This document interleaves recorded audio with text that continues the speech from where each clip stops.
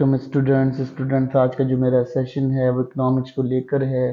Last session के अंदर हमने डिमांड और नीड को डिफाइन किया था, उसकी डेफिनेशंस बताई थी और बताया था कि जी हमारा सिस्टम होता है डिमांड और नीड पर इकोनॉमी किस तरह से बेस करती है। अब हम क्या करेंगे, अब हम उसके डिफरेंसेस को यहाँ एलोबरेट करेंगे कि डिफरेंस उसमें क्या होता है, यानी ऐसा क्या डिफरेंस पाया जाता है जिसको हम एनालाइज कर सकते हैं या जिसको हम डिस्कस कर सकते हैं। बेसिकली इकोनॉमी जो है वो बहुत ज़्यादा कंसाइज वे में होती है, बहुत ज़्यादा डिटेल वे में होती है, तो हम उसको समझने के लिए उसकी छोटे छोटे चंक्स को समझना बहुत ज़रूरी होता है। इन चंक्स से मिलकर हमारी इकोनॉमी का स्टेटस बनता है और इकोनॉमी स्टेटस को ड्रॉ करने के लिए हमें इसको पढ़ना और उसको समझना बेहद ज़रूरी है, ताकि इससे हमारा जो कंसेप्ट है विजुलाइज हो सके कि हम इकोनॉमी स्टडी कर रहे हैं बेसिकली क्यों कर रहे हैं, या हम उससे क्या बेनिफिट्स या हम उससे क्या रिसोर्सेज हासिल कर सकते हैं। ये बातें करने का हमारा यहाँ पर डिस्कशन प्लान है। देखिए जी, नीड और डिमांड में बेसिक डिफरेंस क्या होता है। पहला डिफरेंस ये होता है कि आपकी जो चीज़ें आपको बिल्कुल लाजमी तौर पर चाहिए, जिनका प्राइस से कोई ताल्लुक नहीं होता, परचेजिंग पावर से भी इसका कोई ताल्लुक नहीं होता, वो आपकी नीड होती है। यानी आपने क्या करना होता है, आपने जाना होता है और उसे परचेज कर लेना होता है, क्योंकि वो आपकी नीड होती है। आप उसको हर हाल में परचेज करते हो क्योंकि उसके बगैर आपका सर्वाइवल मुमकिन नहीं है। डिमांड क्या होता है, डिमांड में एक सिचुएशन आ जाती है कि आपके पास उस चीज़ को पे करने की सलाहियत मौजूद है, और जब आपके पास सलाहियत मौजूद है उस चीज़ को पे करने की, तो आप उसकी जगह उसकी दो चीज़ों को परचेज कर लेते हो। यानी एक चीज़ को नहीं परचेज करते, आप दो चीज़ें परचेज कर लेते हो, यानी इसकी डबल क्वांटिटी परचेज कर लेते हो। तो ये आपकी डिमांड हो जाती है। तो डिमांड और नीड में ये डिफरेंस होता है कि नीड जो है वो बिल्कुल ऐसी होती है कि जिसमें आपको बिल्कुल सर्वाइवल ही मुश्किल हो, आपका सर्वाइवल ही कंफर्म ना हो, तो ये वो आपका डिमांड हो जाता है। और जो नीड होती है वो ये होती है कि आपकी जो डिमांड जो होती है वो आप पे कर सकते हो, उसकी आपको पे करने की सलाहियत मौजूद होती है। जी तो स्टूडेंट्स अब हम बात कर लेते हैं जी इन्फ्लुएंस ऑफ प्राइस। यानी अगर हम देखते हैं तो नीड क्या करती है, नीड इंडिपेंडेंट होती है प्राइस से उसका कोई ताल्लुक नहीं होता, कोई लेना देना नहीं होता, ठीक है। लेकिन अगर हम बात कर लेते हैं सेम उसी की अपोजिट जेंडर की, यानी हम डिमांड की बात करते हैं, तो डिमांड जो है वो उसकी प्राइस के ऊपर शिफ्ट होती रहती है।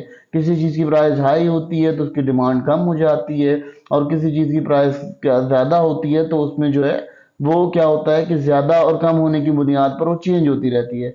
लेकिन जो नीड होती है वो कांस्टेंट रहती है, वो रेगुलरली, जैसे किसी की सर्वाइवल के लिए बहुत ज़रूरी है तो वो चीज़ को हायर करेगा ही करेगा, ब्रिंग करेगा ही करेगा।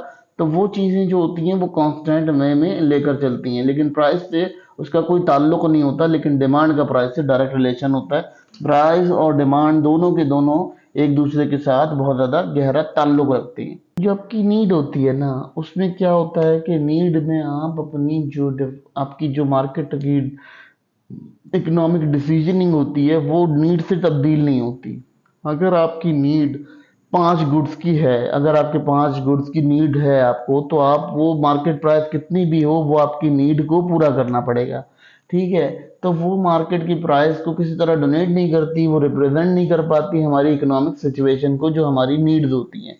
लेकिन जो हमारी डिमांड होती है वो डायरेक्टली रिप्रेजेंट करती है हमारी जो मार्केट के डिसीजंस होते हैं उनको, और उससे हमारी इकोनॉमिकल रिप्रेजेंटेशन बहुत अच्छे से हो जाती है। लेकिन नीड्स जो हैं वो किसी भी तरह कोई भी अपना डिमांड को किसी भी तरह की इकोनॉमी को रिप्रेजेंट नहीं करती, क्योंकि वो कांस्टेंट वे में एक ही फ्लो में चल रही होती है, उसमें कोई चेंजिंग नहीं आती। अगर प्राइस चेंज भी हो जाए तो आपने खाना तो है ही, सुराग तो इस्तेमाल करनी है, तो ये चीज़ें होती हैं ये आपका कांस्टेंट वे में चलती है। लेकिन डिमांड जो है वो इन्फ्लुएंस कर देती है, चेंज करती है। Role of economic policies. अब रोल ऑफ इकोनॉमिक पॉलिसीज इसमें क्या इफेक्ट करती हैं, बेसिकली अगर देखा जाए तो हमारी जो इकोनॉमी होती है वो इन्फ्लुएंस्ड करती है, बहुत ज़्यादा इन्फ्लुएंस करती है किस चीज़ को, हमारी जो इकोनॉमिक पॉलिसीज होती हैं उनके अंदर कुछ न कुछ नीड पे तो थोड़ा बहुत फर्क पड़ता है। क्या होता है कि जब इकोनॉमिक पॉलिसी सख्त लगती हैं तो लोग अपना स्टैंडर्ड डाउन कर देते हैं, अपने लिविंग स्टैंडर्ड को नीचे ले जाते हैं, तो उससे कोई ज़्यादा फर्क नहीं आता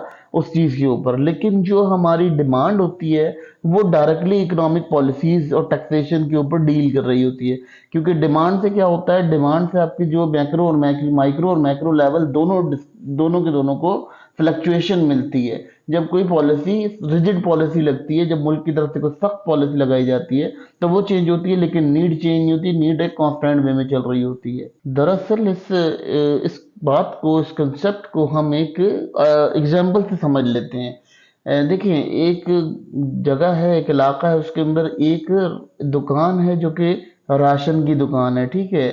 अब राशन की दुकान है और एक वहां पर स्कूल भी है, ठीक है। अब राशन की दुकान का क्या है कि राशन की दुकान जो है उसकी सेल तो इक्विवेलेंट रहनी है, क्योंकि पूरा इलाका एक ही राशन की दुकान से सामान लेगा। लेकिन स्कूल के अंदर क्या होगा कि चार तरह के स्कूल होंगे, तो लोग अपने अपने अपने अपनी ज़रूरत के मुताबिक स्कूल का इंतखाब करेंगे। यानी किसी को हाई स्टैंडर्ड चाहिए, किसी को लोअर स्टैंडर्ड चाहिए, तो वो अपनी अपनी ज़रूरत के हिसाब से जो है वो स्कूल का इंतखाब करेगा। लेकिन करियाने का दुकान का जो सिस्टम है, यानी जो खुराक फैक्ट्री है, जो फूड फैक्ट्री है, वो एक ही है, ठीक है। तो उससे जो है वो आपको हासिल होगा। इसी तरह से अगर कोई रेस्टोरेंट है तो वो फूड से रिलेटेड है, तो लोगों को फूड का क्या होता है, फूड इन्फ्लुएंस नहीं करता। हाँ, वो डिमांड उस सूरत में होती है जब हम लग्जरी रेस्टोरेंट में बैठ के खाएंगे तो हमारी डिमांड जरूर फ्लक्चुएट करेगी, लेकिन जब हम उसको किसी आम लोकल रेस्टोरेंट के अंदर बैठ के खाएंगे तो वो नहीं होगी। इसी तरह से अगर हम बात कर लेते हैं, कुछ सर्विसेज हैं, जैसे हॉस्पिटल है, अगर कोई लोग बीमार नहीं पड़ते तो उन्हें ज़रूरत नहीं पड़ती हॉस्पिटल जाने की, ठीक है।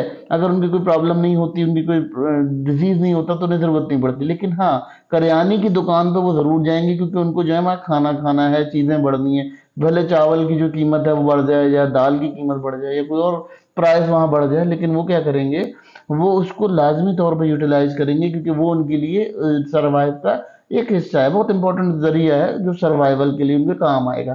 तो ये एक बहुत बड़ा इम्पैक्ट प्ले करता है इसके ऊपर, मार्केट के ऊपर।